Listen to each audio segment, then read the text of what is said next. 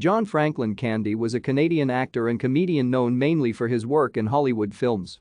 Candy rose to fame as a member of the Toronto branch of the Second City and its related Second City television series, and through his appearances in such comedy films as Stripes, Splash, Cool Runnings, Summer Rental, Home Alone, The Great Outdoors, Spaceballs, and Uncle Buck, as well as more dramatic roles in Only the Lonely and JFK. One of his most renowned on-screen performances was as Del Griffith, the talkative shower curtain ring salesman in the John Hughes comedy Planes, Trains and Automobiles.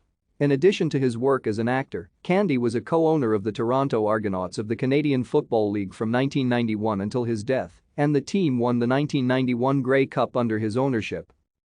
While filming the Western parody Wagons East, Candy died of a heart attack in Durango, Mexico on March 4, 1994, aged 43. His final two films, Wagons East and Canadian Bacon, are dedicated to his memory.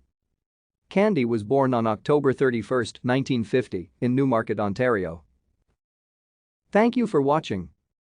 Like and subscribe if you would like to view more of our videos. Have a nice day.